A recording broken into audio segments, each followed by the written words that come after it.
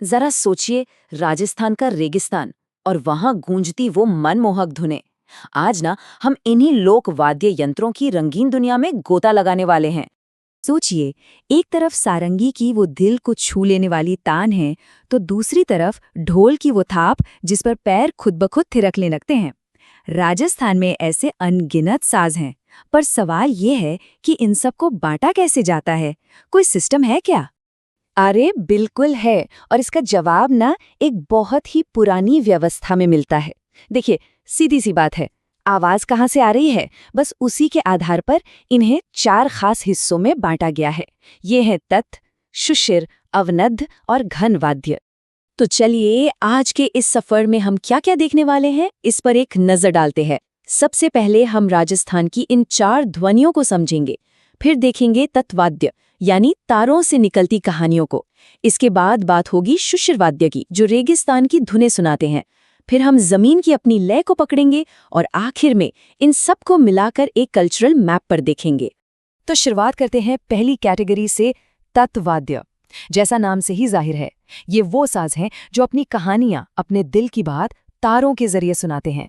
Simple तरीके से समझें तो तत्वाद यानी कॉर्डोफोन, ये वो इंस्ट्रूमेंट्स हैं जिनमें आवाज तारों के कांपने से, मतलब वाइब्रेशन से पैदा होती है। अब चाहे इन तारों पर गज फेरा जाए या फिर उंगलियों से छेड़ा जाए, आवाज वहीं से आती है। और जब तत्वाद्य की बात हो तो 2 नाम सबसे पहले जहन में आते हैं। एक तो है सारंगी, ये लंगा समुदाय की पहचान है, और दूसरा है रावणहत्ता। कमाल की बात यह है कि इसे वायलिन का एक तरह से पूर्वज भी मानते हैं। पाबूजी के भोपे जब लोक गाथाएं सुनाते हैं ना, तो यही बजाते हैं। और जरा इस खूबसूरत साज को देखिए, ये है कमायचा।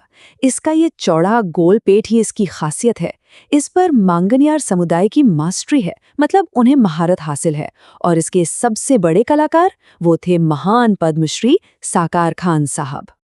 अरे, लिस्ट अभी खत्म नहीं हुई है। कुछ और भी कमाल के तार वाले साज हैं, जैसे कि भपंग। ये मेवात इलाके का है और बिल्कुल डमरू जैसा दिखता है। इसे जोगी समुदाय बजाता है। फिर आता है जंतर, जिसे एक तरह की पुरानी वीणा समझ सकते हैं, और इसे देवनारायण जी की कथा सुनाते वक्त बजाया जाता है।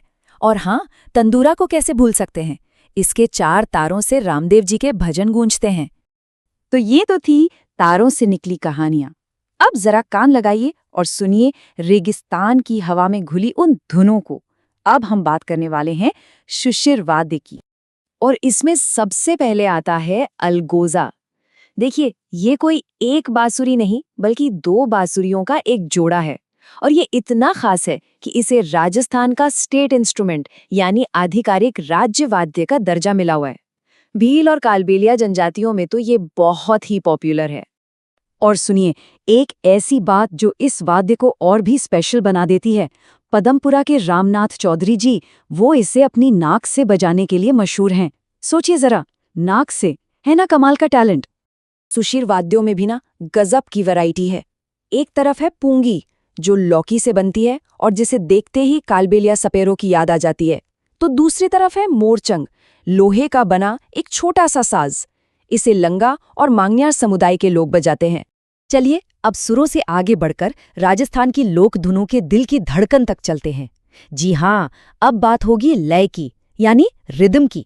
और ये रिदम आती है अवनद्ध और घर वाद्यों से।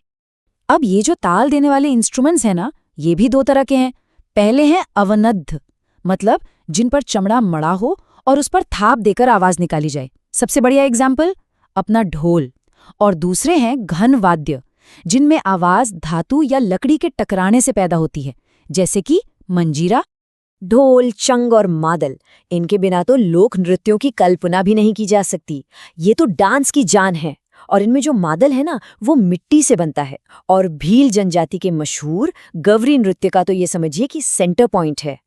अब एक ऐसी बात जो सुनकर शायद यकीन न हो, 13 ताली डांस के बारे में सुना है।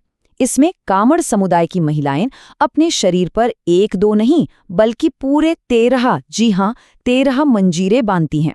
और फिर उनसे जो ताल निकलती है, वो तो बस जादू है, जादू। घन वाद्यों में एक और सितारा है खड़ताल। ये लकड़ी का बना एक ताली जैसा साज है, लेकिन इसकी आवाज में गजब की खनक है। और इसके सबसे बड़े उस्ताद वो थे सादिक खान साहब। लोग उन्हें यूं ही नहीं बल्कि प्यार और सम्मान से खड़ताल का जादूगर कहते थे। तो हमने वाद्यों को अलग अलग तो समझ लिया, अब मजा आएगा इन सबको एक साथ जोड़ने में। चलिए अब इन सभी धागों को पिरोकर राजस्थान का एक कल्चरल मैप बनाते हैं, जिसमें वाद्य, कलाकार और जनजातियां सब एक साथ नजर आएंगी। ये देखिए, ये हैं वो उस्ताद जिन्होंने इन साजों को एक नई पहचान दी। कामायचा के साथ साकार खान साहब, अलगोजा के साथ रामनाथ चौधरी जी और पखावज के साथ पुरुषोत्तम दास जी। इनके नाम और इनके साज हमेशा के लिए एक दूसरे से जुड़ गए हैं। और ये मैप देखिए, ये बहुत ही अच्छे से दिखाता है कि कौन सी जनजाति का किस साज से गहरा नाता है, मतलब कौन क्या बजाता है।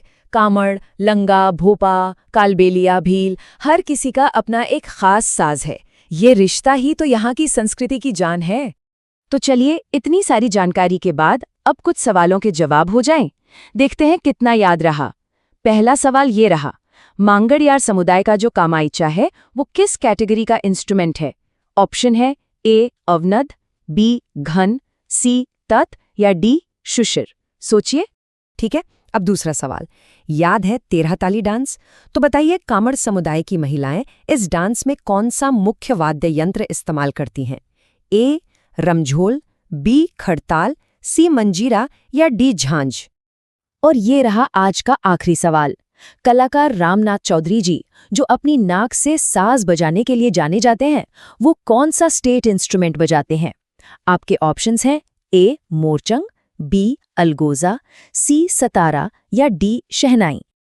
तो कितने जवाब सही हुए? अपने जवाब सोच के रखिएगा। इन सभी सवालों के सही जवाब और पूरी एक्सप्लेनेशन के साथ हम मिलेंगे अपने अगले हिस्से में।